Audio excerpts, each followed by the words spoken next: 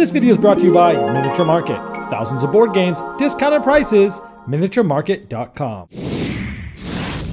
Hello my friends, it's the Game Boy Geek here. Today we're going to find ourselves locked inside of a castle. We're going to try to figure our way out by solving different riddles and puzzles and coming across a big knight with a sword. Today we're talking about the latest in the Exit the Game series called The Forbidden Castle. This is for 1 to 4 players. It's an escape room style game from Kosmos.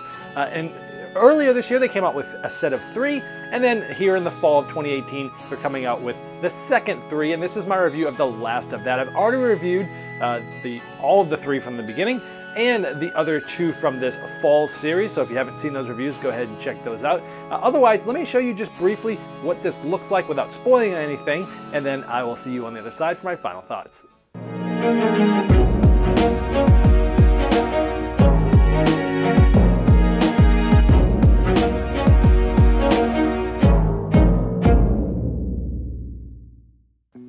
The game comes with this puzzle booklet, which has many colored pages in it, and there's different things that you'll be doing in this book to try to solve some of the puzzles. There's some riddle cards, and during the game there's specific lettered riddle cards you'll be working on, maybe multiple of them at the same time.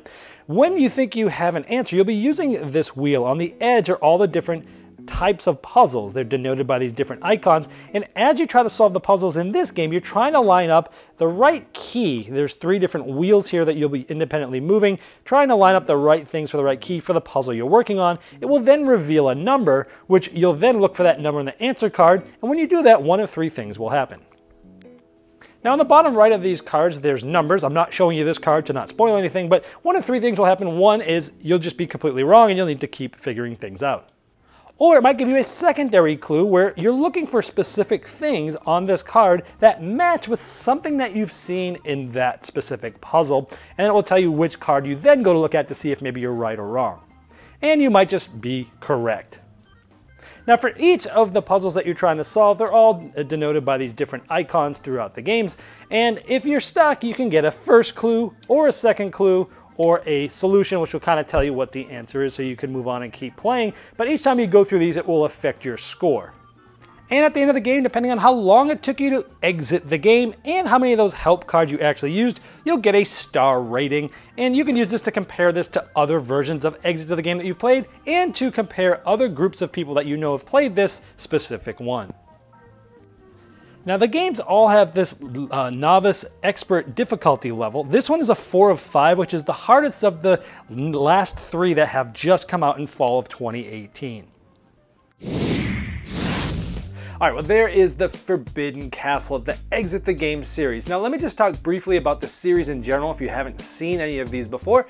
Number 1, this is a system that I absolutely love. I think it's really cool how number 1, it's small and compact. 2, it's very affordable. I think it's about $11 on Miniature Market's site.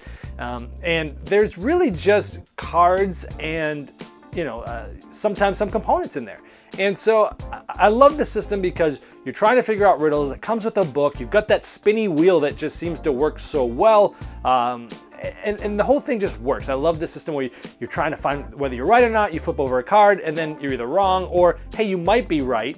But let's look for something that has to do with that riddle to give you a secondary thing to see if you're right. I just love this system. I think it works really well.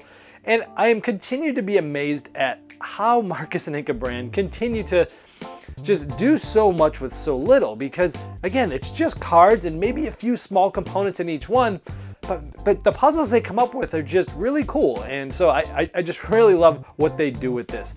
Now this new series of games, I didn't show it in the overview, has an app now, and you can actually use this app for the older ones too. So if you're going to play any of the Exit the Game series, you can download the app on the iOS. It's called the Kosmos Helper app. If you search the app stores for that, you'll find it, and then you can choose which one. It will download each one separately, and I like that because it brought up a timer, which you could always just use your clock. But the thing I really like about it is it has background noises / music.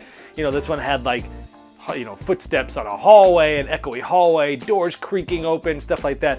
And it didn't get old. I was afraid that when I first played these that it would feel kind of old, that it would just maybe be on a repeat track, and I think it does repeat itself obviously after some time, but I never felt like, oh, this is boring, I've heard this before. I thought it was really cool and added to the ambiance for sure.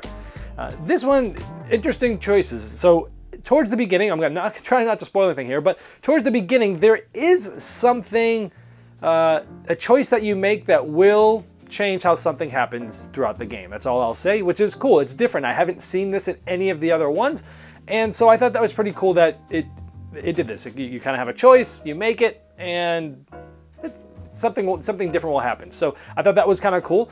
I also am amazed that they just continue to make clever puzzles with and things that you haven't seen before. You know, you've got to think, well, there's only so many different types of these puzzles you can make before you're like, yeah, I've seen that before. Yeah, they've used that before. And the cool thing is, like, I've played all 6 of these, and I don't really feel like any of them have been alike. I don't feel like any of them have been no repeating puzzles. And so it's just amazing how many puzzles there are in each of these games. Maybe there's about 10 or so in each of them, and that's like 60 little puzzles that you'd see in all 6 of these.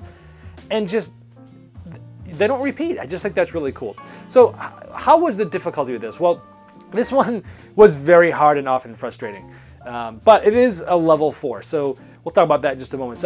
And this one had the key on the wheel, and I found that this was probably the hardest one from the standpoint of turning the wheel, because a lot of the keys, even though they're different, it's sometimes hard to look for the right one and then find the right one and then put the wheel and find the middle one. I think was the hardest because some of them are more similar than others, putting the wheel together. So it definitely added to the difficulty having those keys on the wheel. Cool and thematic, but it just made it more difficult. I'd prefer just numbers there, but of course they're trying to make this one extra difficult. Now this one, they've started rating these, and this was a level 4 out of 5. And from the first series, the hardest one was the Pharaoh, and I thought that one was way too hard, and that was a level 4. I'd say this one is about on par with that one. It was about the same difficulty level. They're just both extremely hard. And so if this is a level 4, I wouldn't want to play level 5 because I had to use the solutions on more than I'd like to admit. This was a very hard one. And you know, it brings me to a question: is did people blow through the other ones? You know, did you blow through the Pharaoh one from before? Were people conquering that and going, yeah, that wasn't too bad, that was pretty easy? If so, kudos to you, but that's not me. So it makes me wonder, are people really asking for this level of difficulty? You know, it's weird because I would actually rather have a little bit be too easy than too hard and still have some clever puzzles. Otherwise it gets frustrating. Obviously I like having a challenge, but at the same time I don't like feeling like I'm getting beat up on every single puzzle where they're all just very hard. This one felt like that to me, but maybe if you're better at escape rooms, you won't find this one as difficult as I did. This one took us just over 2 hours, and I only got 2 stars, which is interesting because the same amount of stars I got from the other 2 in this series, which were both 3 stars, 1 star less, but I felt like this one was definitely more difficult. But I think I spent maybe it took me less, I don't know. It felt more difficult, even though I got about the same stars, but 2 is pretty bad on anything. So overall, if you liked the Pharaoh's Tomb one, and that difficulty was good for you, then this one would be about the same. If you've played the other ones, you thought they were too easy and you wanted your challenge, then this will also be the one the same. But for me, it was just too difficult. Didn't enjoy it quite as much as the other ones. So it was a pass. Next time, I probably won't play any more that are level 4 or harder just because I don't find them enjoyable.